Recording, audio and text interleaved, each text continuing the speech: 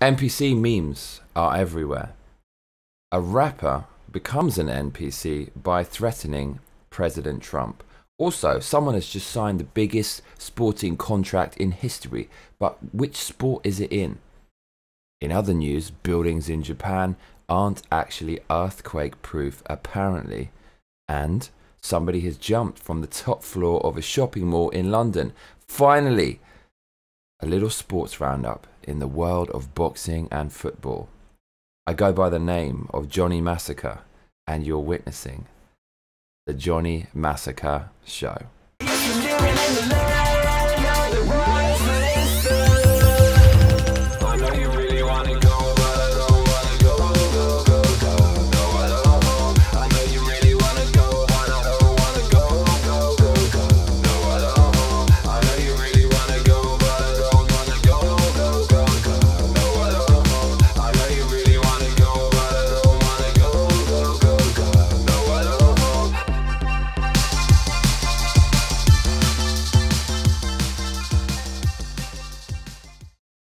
There's a clip of me on that intro where I'm kickboxing and my arse looks amazing. My arse looks great. Did you notice that? Hello everyone, how you doing? I'm Johnny Massacre and I bring you news from around the world about random shit, and also in Japan because that's where I live. It is Thursday and it's about 8 in the morning in Tokyo. There's quite a lot of news to get through today. It's just going to be one giant clusterfuck ad lib. I don't really plan this too much, to be honest. So I'm going to try to keep it simple and not go too off topic. Now, NPC memes are everywhere. I'm sure that you've heard of this NPC meme. What the fuck is this? So people on 4chan and I guess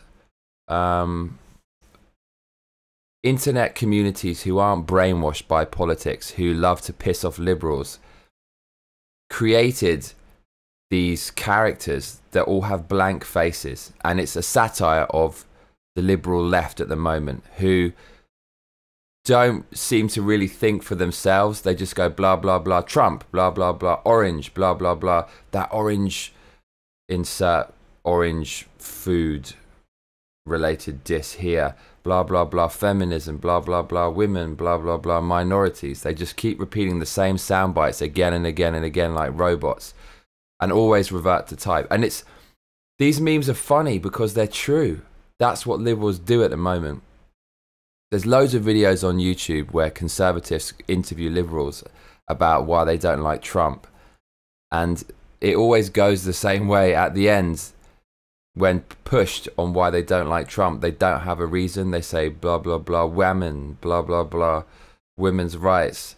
And then the interviewer will say, well, what has he done specifically to suppress women's rights? And they go and they don't know. So this meme has taken off, and it's taking off because Twitter tried to ban it. And here's the thing, the left keeps shooting themselves in their own feet. If they weren't so sensitive and politically correct, they wouldn't embolden the right. By doing stuff like this, it makes world news. You can't censor the internet. Once it's online, it's there forever, and people are smarter than liberals think. And so it just makes liberals look bad. When you see them whining and complaining and getting upset, it probably means they're getting upset about something quite cool and funny, which is what's happened here. So NPCs are everywhere. I should probably bring up a screen showing you what this is, just in case you haven't seen it, but I'm sure you have. So here are the NPCs. I think it means non-player character, so it comes from the video game world. A non-player character is just some automated robot walking around in the game world. And look, the New York Times is really liberal, so clearly they're going to be upset about this. And this is why it's so popular, because it pisses off liberals, because it's true. What is NPC, the pro-Trump internet's new favourite insult? Twitter has barred hundreds of right-wing accounts for posing as soulless, non-playable liberal activists. So let's have a look here.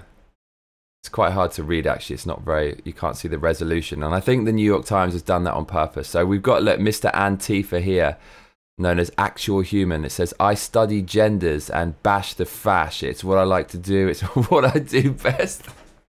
It's so funny because it's true. You get these angsty teenagers who they're not satisfied within their middle class ivory tower, and they need to let their aggression out somehow, and Antifa satisfies that, and they say bash the fash. It's the most cringy term ever. And then you got some guy looking like Bane from Batman, National Progressive Coalition treasurer. And then you've got the guy with the blue hair and half of his head shaved. National Progressive Coalition. If you like Trump, you're a Nazi. Don't like my hair, don't care. It shows my diversity. There's so many people like this. It's weird, isn't it? We all have to fit into a group to feel safety. Safety in numbers. People are just desperate to belong. They want to find a cause. They want to find meaning in their lives. A lot of conservatives and right-wingers say it's because religion is waning in popularity and people lack a cause. But I think religion is a load of bollocks and there's no such thing as God. And maybe that means that life is just brutal and we're all lost as humans. We need something without religion, and we fill that void with weird shit like joining these cult-like movements like Antifa and liberalism in general and conservatism. And then we've got the rainbow head in the bottom right. Who else have we got? We've got green hair. Okay, so anyways, yeah, that's the NPC meme. It's really funny. I really like it. And so a rapper has become an NPC recently by threatening President Trump. So as you know, once you start cussing President Trump and you start bringing politics into your music, into your art, then people lose interest in you. Like Eminem, Eminem tried to do it with his Revival album, which flopped massively because he became an SJW. No one wants to hear someone. No one wants to hear an SJW say, you should do this, you should do that, and judge people. Nobody likes that. And another rapper's done it. So he's reverted to type like the NPCs. He's just bringing out sound bites. I hate Trump. Trump is a wanker. Because he wants to fit in Hollywood where everyone's liberal. The rapper in question is called T.I. And the real reason he's doing this is because when Kanye West started coming out with the MAGA stuff, he made a song with T.I. where they both rapped about their opposing views. Kanye West rapped about why he can support Trump, and T.I. rapped about why it's a bad idea for you to have an opinion. And this just looks really pathetic because T.I. from the beginning should have made his political views clear, but he was basically cucked by Kanye. He wanted to ride on Kanye's coattails a little bit because he's one of the best producers in the world, so he begrudgingly made a song with Kanye.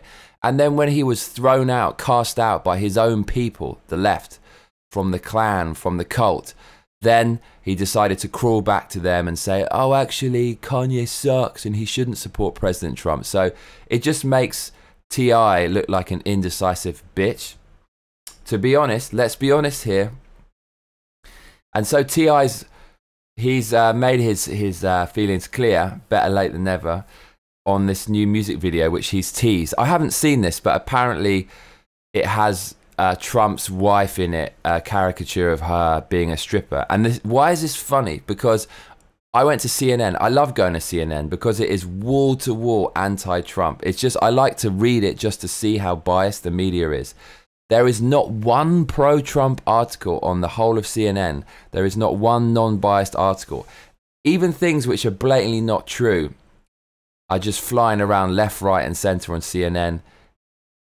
They will, Russian bots, Brett Kavanaugh's a rapist, all this kind of stuff. They will always take the hard left stance. It's mad how this is such a mainstream website. And so this website is attacking T.I. And I love that when the liberals eat their own, and also when the conservatives eat their own. It's funny when people turn on each other because they stop pushing the same dogma that they're supposed to. They don't stick to the script. They don't think like they're supposed to in 1984. It's not Orwellian enough for them. So T.I., by making a parody of Trump's wife as a stripper, that goes against liberal dogma. Women cannot be sexually objectified, even though all this dogma comes from basically from Hollywood, which has loads of porn and stuff. So they're such hypocrites. But anyways, you can't depict women like that. So T.I. is currently being eaten by his own, even though he's attacking Trump. Now the people whose side he's supposedly on are attacking him. So let me stop rambling And let's watch this clip. What's so offensive? I'm quite looking forward to watching this, actually. So I'm going to bring up a video for you guys, as is the YouTube greeting that everyone seems to use when they open their videos, especially the shitty channels. Here is what looks like Trump, but it's not really. It's from the video. Let's have a listen. Oh, shit. Get you some sound as well. It looks just like Trump. Or maybe it is, I don't know.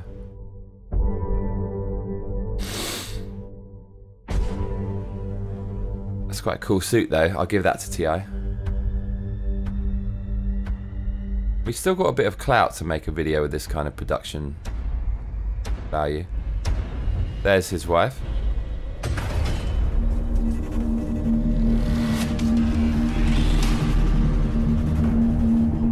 I'm liking T.I.'s suit, I've got to be honest.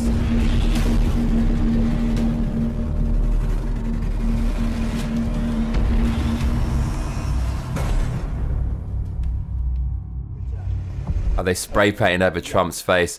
Okay, well that's an NPC, that's all it is. Okay, there's not really that much to get upset about there, let's be honest. But what can we take away from that video? So, okay, so T.I. is an NPC.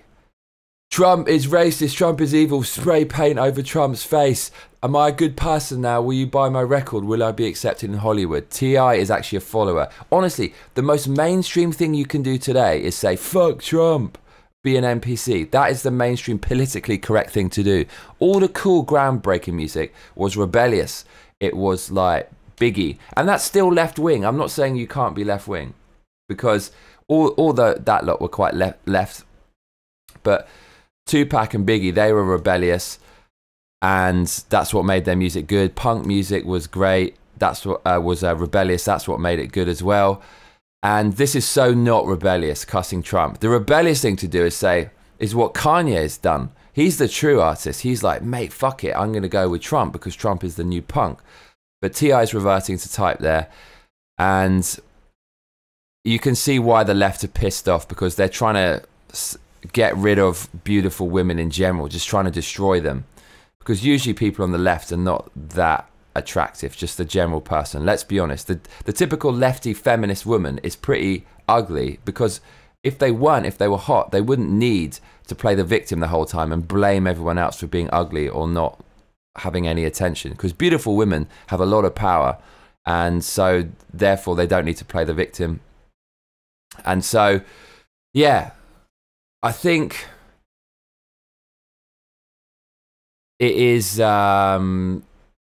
nothing to really get that upset about, but CNN are eating their own and attacking T.I. right now. Let's have a little look about what CNN says about this.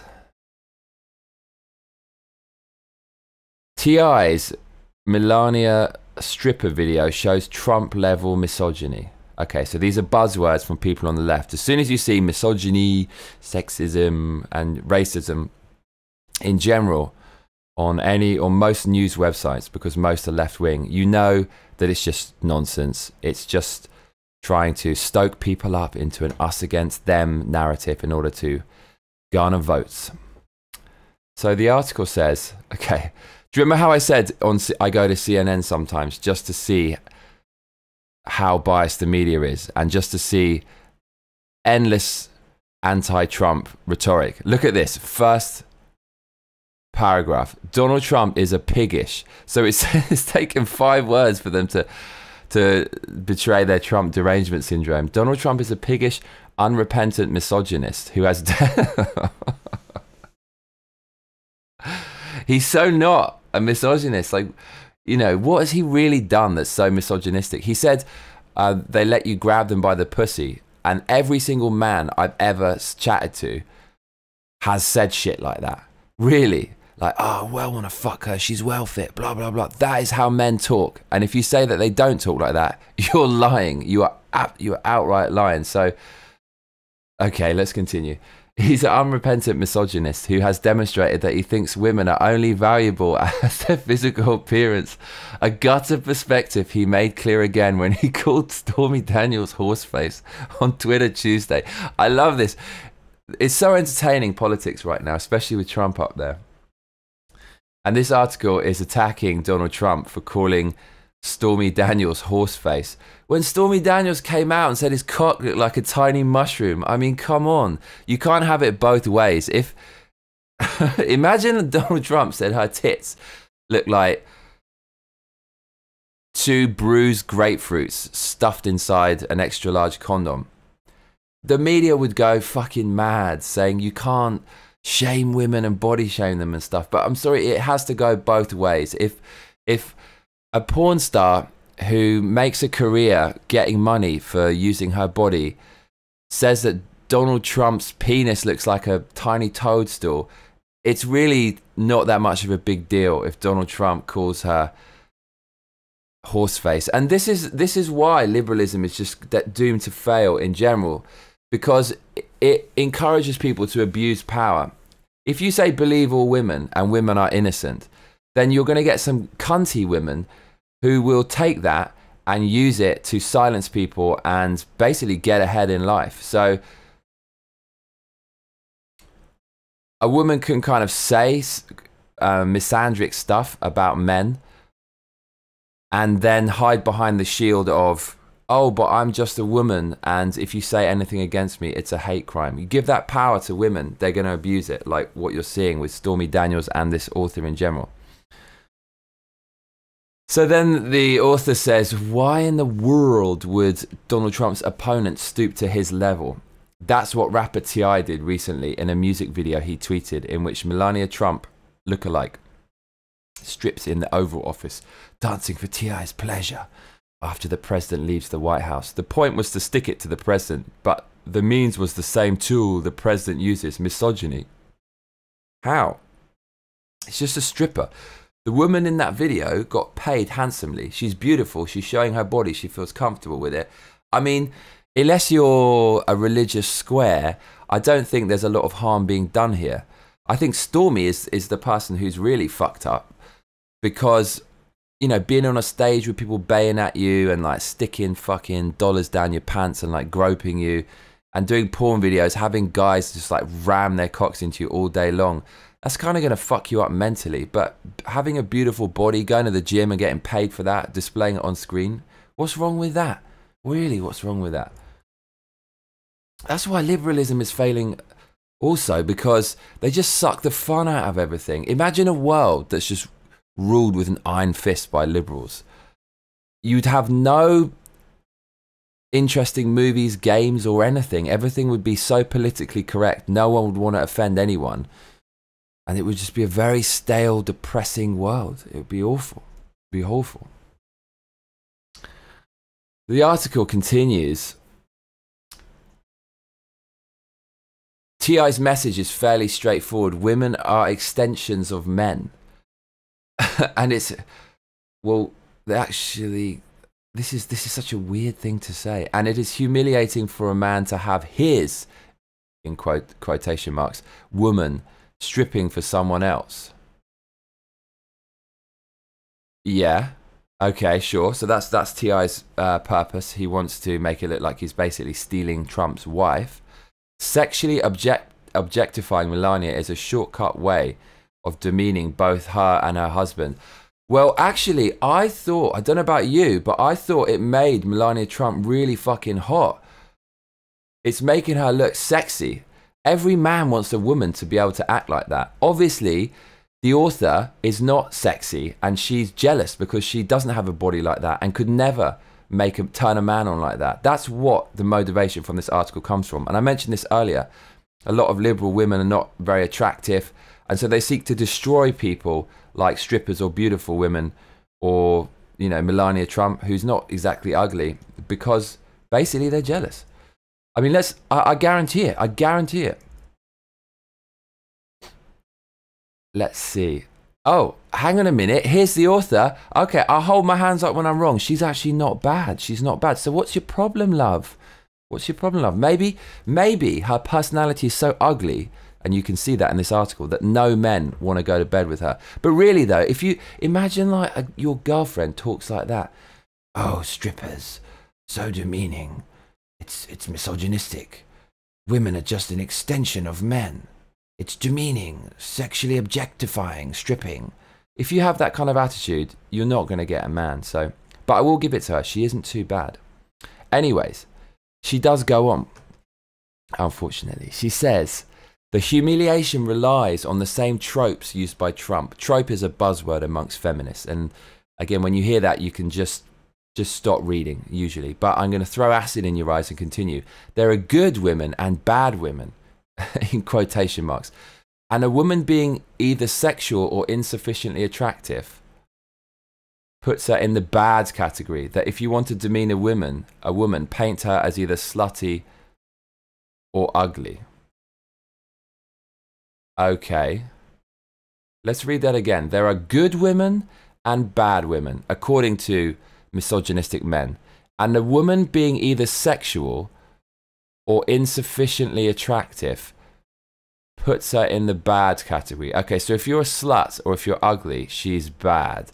So, okay, you can see why she's creating this weird gender studies mantra, because this woman is not unattractive and she's not sexual at all. You can imagine getting into bed with her would be a bit like making love to a plank full of rusty nails. So that's why she's championing this mantra, because it protects her. She doesn't fall into any of these categories.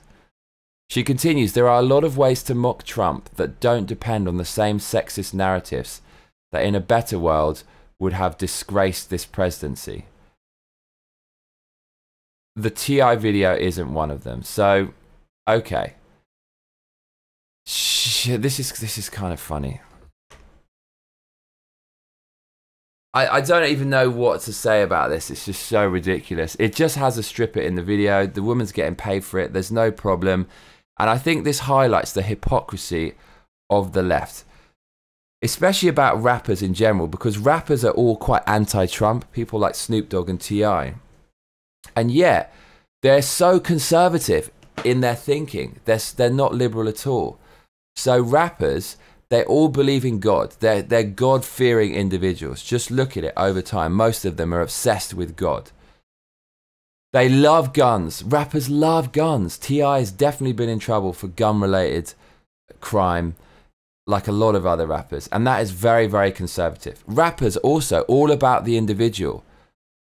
If they went by liberal thinking, they would never become famous, because they'd always be looking to the government for a handout or a helping hand or to look after them. But actually, they are the American dream, the self-made man, the individual who said, fuck the system, I'm going to do it on my own. I'm going to make my own industry, like Jay-Z or Dr. Dre. That's very conservative in terms of business. And yet, they're becoming NPCs and they're cussing President Trump. I don't understand it. So T.I. is basically a liberal, and this author is basically a liberal, and she's trying to cannibalize her own, because T.I. is actually acting like a conservative. So this is what I don't get. Why don't more rappers come out in support of Trump? And I tell you what proves what I'm saying? Rappers loved Trump before he was president.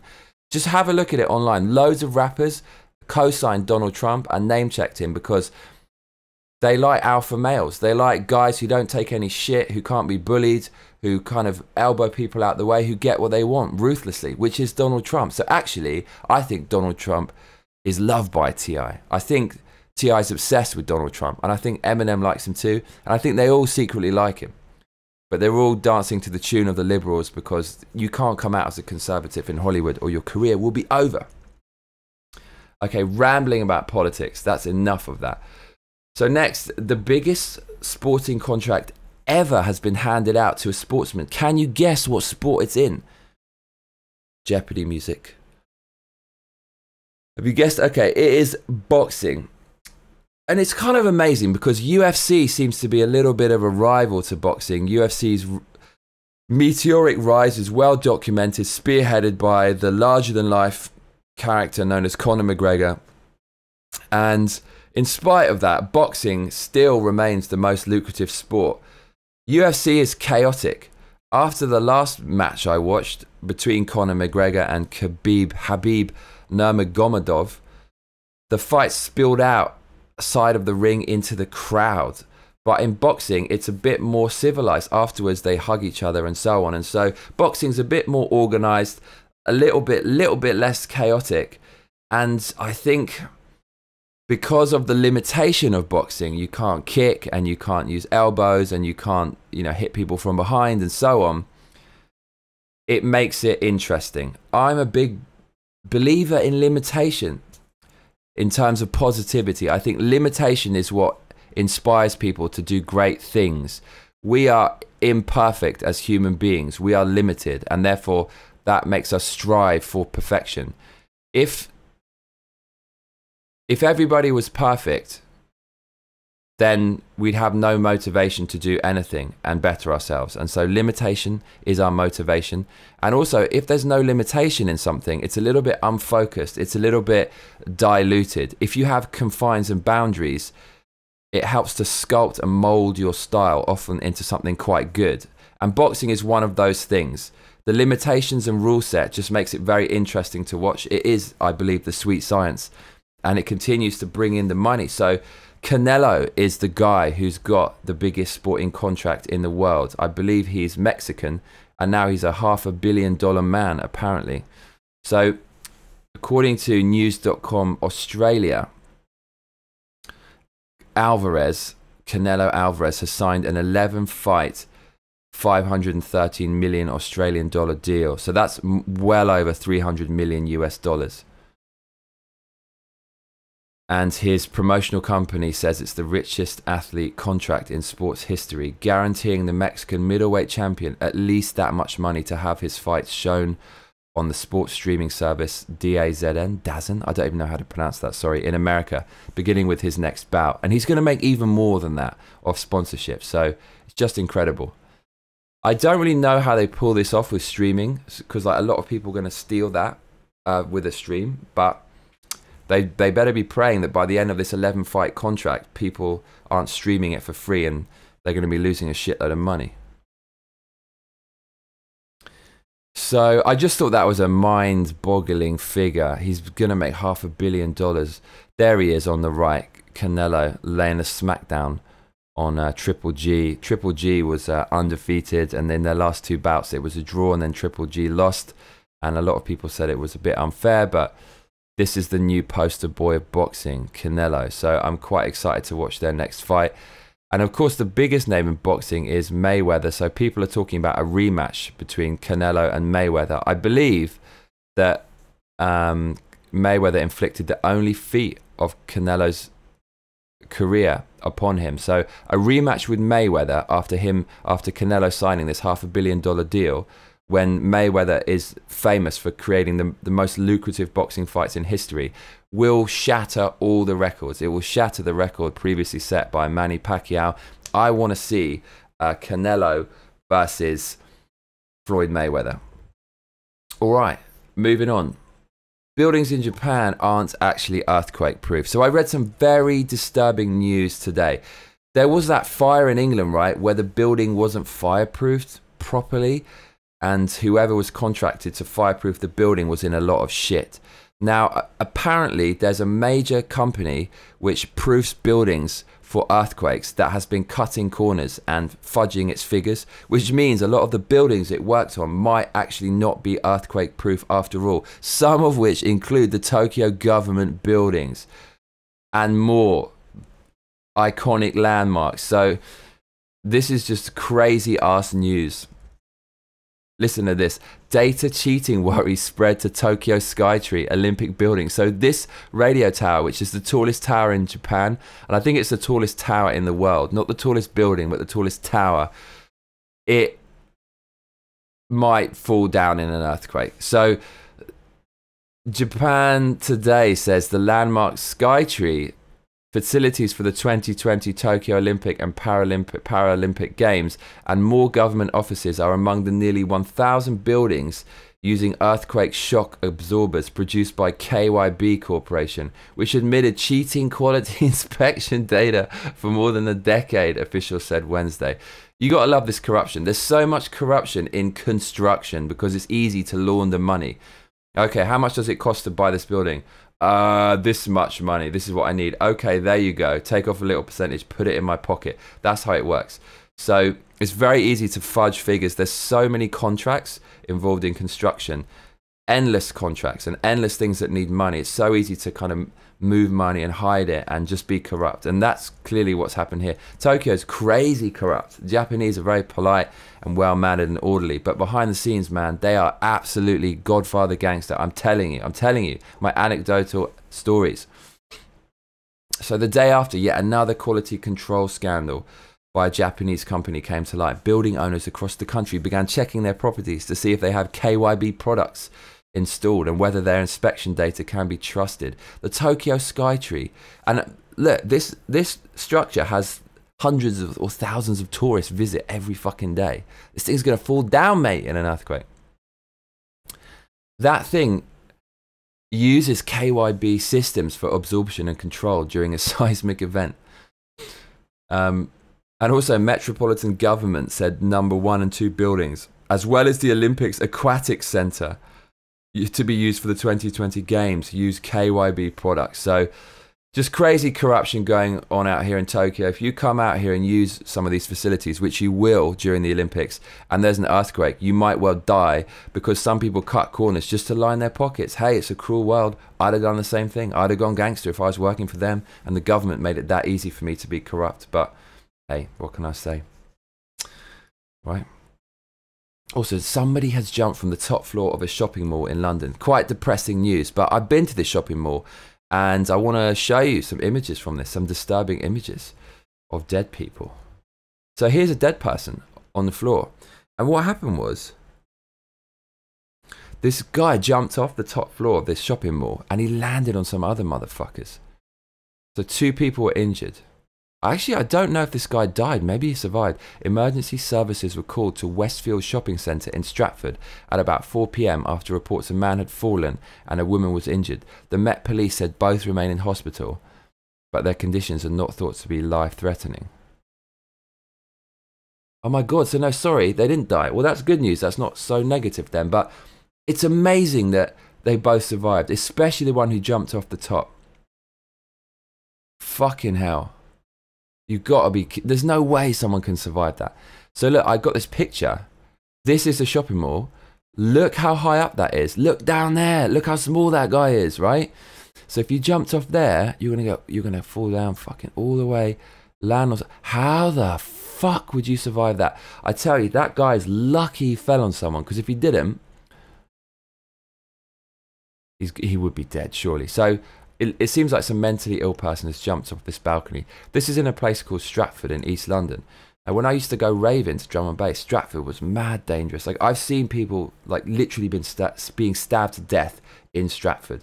But the area's come a long way. Since the Olympics, there are some Olympic facilities there and they opened this shopping mall and it's kind of transferred the area. So pretty interesting all round. Finally, a little sports roundup in the world of boxing and football. So we talked a little bit of boxing before, but there is just a little bit more. So Floyd Mayweather, who is the big name in boxing, even though he's 42, he's never lost, 50 games undefeated. He's telling Khabib Nurmagomedov to come into his world. So Conor McGregor, the UFC fighter, famously fought Mayweather, and they generated 200 or 300 million for Mayweather's pockets and 100 for Conor. And now it's Nurmagomedov's turn. So Nurmagomedov beat Conor McGregor, who lost to Mayweather, and called out Mayweather. Now, if these two do battle, Nurmagomedov has all the charisma, again, of a plank, so it's not going to be very exciting and might not generate as much money. But Nurmagomedov has got a lot of following at the moment. After he beat McGregor, he gained 2 million Instagram followers, or 5 million or something ridiculous like that. And I think people will pay to see it. And it's just easy money for Mayweather. He will destroy Nurmagomedov, who's a worse boxer than McGregor, quite clearly. And if the best boxers of all time can't beat Mayweather, how the hell is Nurmagomedov going to beat Mayweather? Mayweather must be licking his lips. He carried Conor McGregor for 10 rounds before putting him to the sword in the last match. He's guaranteed 200, 300 million just for a training exercise, and he's going to kick this guy's ass. So I really want to see Mayweather fight this guy just because I like Mayweather a lot. And I want to see Mayweather fight Canelo. I think if you see those two fights, Mayweather will be $1 billion man and he'll be set for life. I'd really like to see that. But I think Canelo might do him over. So this might actually happen. So Mayweather came out and he said, when I face Khabib, of course I'm getting a 9-figure payday. More than the McGregor fight, probably $100 million more. I'm going to say between 110 to 200 million more guaranteed. He's such a badass businessman, is Mayweather. And so Mayweather said, we fighting. I'm my own boss, so I can't say what's going on Khabib's end, but on my end, we can make it happen. I'm Floyd Mayweather. I'm the A-side. You call me out, you come into my world. I don't know no other fighter that's done the numbers I've done. I don't know any fighters that have made the money I've made. So he called me out, come into my world, make it happen. And Mayweather said he warned the Russian that there must be no repeat of the melee that followed his defeat of McGregor in Las Vegas. Of course, we know Vegas is the fighting capital, and after the fight, you have to conduct yourself like a true professional, said Mayweather. Not just in the ring, but outside the ring also, you must conduct yourself like a professional. So when the boxing world is giving advice on how to be morally of better standing to the UFC world, you know the UFC world is dirty as fuck because boxing is pretty dirty itself. Finally, a bit of football news. Now, the reason I bring this up is because I love Arsenal. That's an Arsenal shirt. I support Arsenal Football Club. And the previous manager of this club is known as Arsene Wenger. I think he set a record for the longest time of managing a Premier League club, especially in the modern era. He was there for like more than 22 years or something. So he left us, and it was like seeing a family member depart somewhere far away. I got a lot of love for Arsene. In the end, it didn't really work out well, but he's an absolute Arsenal legend.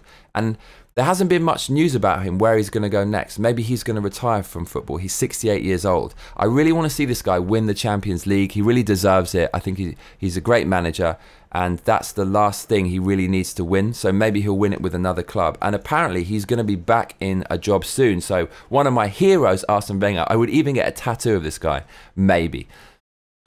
He says he has offers from all over the world. Former Arsenal manager Arsene Wenger says he expects to be back in work on 1st of January and has received offers from all over the world. The 68-year-old ended his 22-year reign at Arsenal at the end of last season. Okay, so it's 22 years.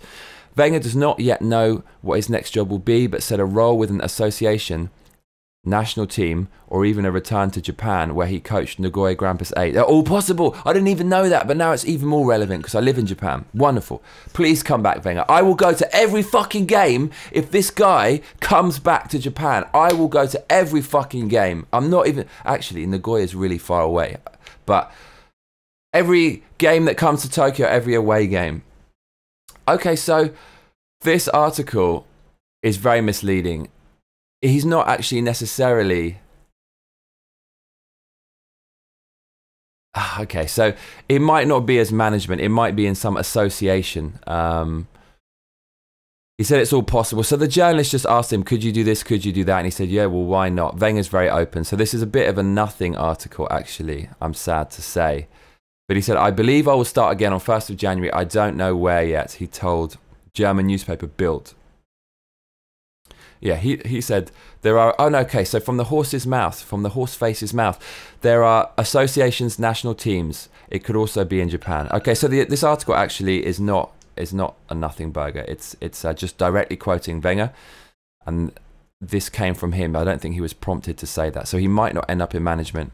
He might be with an association. I'm very interested to see where he ends up. He said, from my 22 years at Arsenal, I have big experience on different levels. There are inquiries all over the world, and so on and so on. So look, Arsene Wenger is just a legendary manager of the team that I love. I hope you check him out if you don't know anything about him. There's a lot of great sound bites he's come out with over time, such as, every man thinks he has the prettiest wife at home. And he said that when, I think, in response to the players he has, or something like that, which is pretty good. So that's enough chit chat about random news. Time to talk about my life.